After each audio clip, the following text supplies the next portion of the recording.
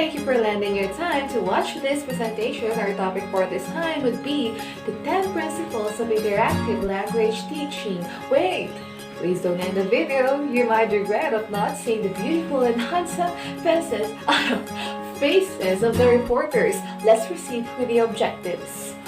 Our objective for this time is to let the learners know and understand the 10 principles of interactive language teaching. So, find your comfortable places now. Find your comfortable places now and sit back and jot down important notes as we go along with our presentation. Miss Yvonne, the spotlight is yours. So hello everyone. Language is perhaps one of the most amazing traits endowed to the human race. Language in itself is already complicated. This notion of language leads us to the assumption that teaching language is also complicated. There are various approaches that can be utilized to deal with the topic of language teaching. Okay, so let's now proceed to the first principle. This principle puts the emphasis on the student learning. The importance of self-learning is also highlighted. One goal of this principle is for the students to develop a reservoir of mental representations of the language to be learned.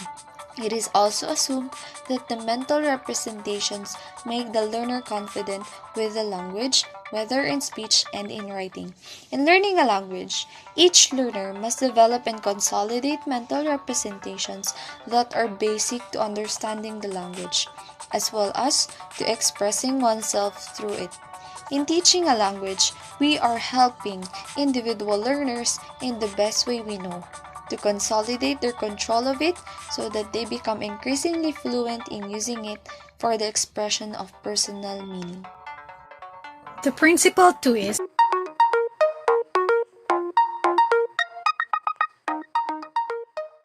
the objectives of this principle concern the social, political, and even parental forces surrounding the learner.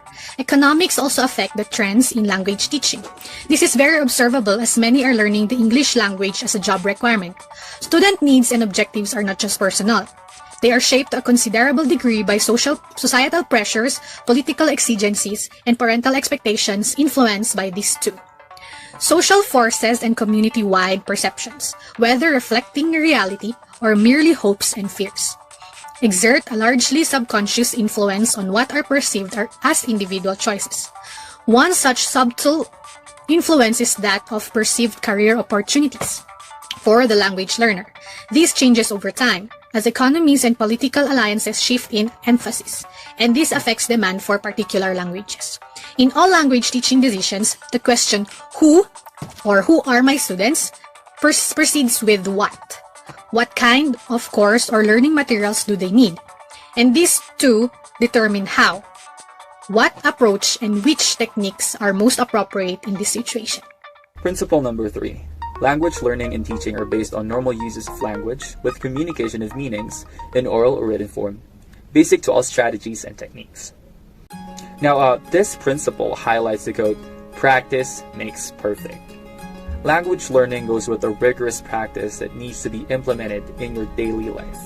It's imperative to reflect on the ways we use language in regular interactions, because by doing so, learners should be able to open and close conversations, negotiate to mean, assert conversational control, fill pauses, know how to interrupt and not interrupt, and navigate within the exchange so that the conversation is channeled in a direction of interest to both of the parties. Principle number 4.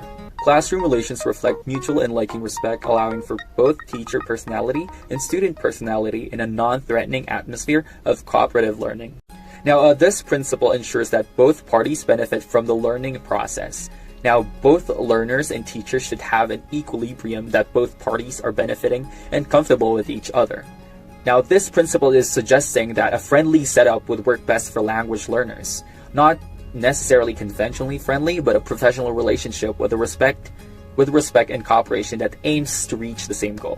The fifth principle is that basic to use of knowledge are language knowledge and language control. This gives the knowledge that mental representations are important to language teaching.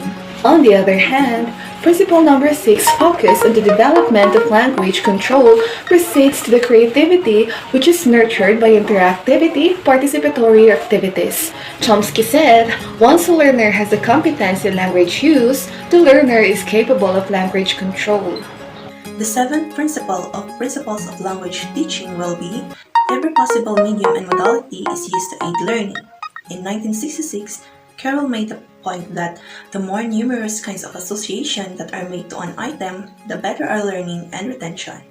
Language learning is not only taught or learned through structured assistance because learning aids can come in the form of reading a book, watching a movie, listening to music, and many more that can help assist the learning. Learning opportunities can be observed anytime and anywhere. As the way of life prosper, the rise of technology uplifted the limit of learning through books and papers, and instead, audio and visual learning medium became possible.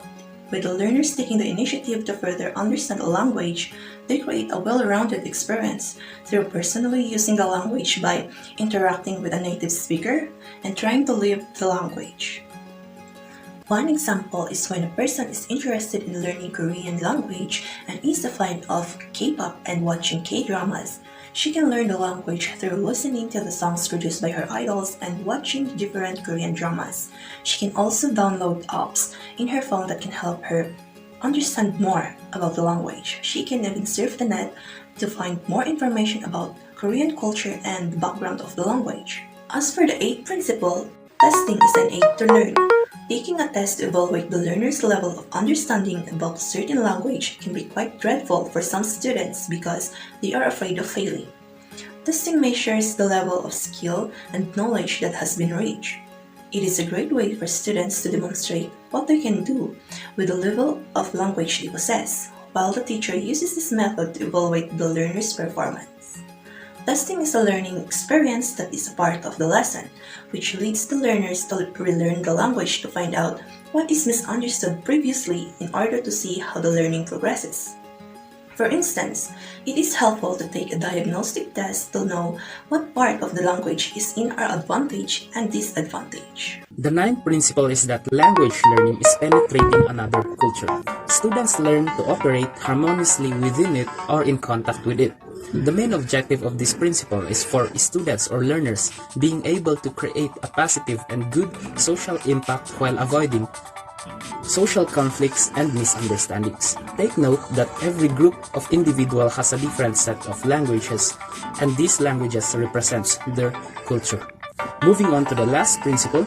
The last principle is that the real world extends beyond the classroom walls. This means that learning languages or language learning can occur in and out of the classroom. Take note that on what we hear, what we see, at any time, at any place, it's all part of language learning.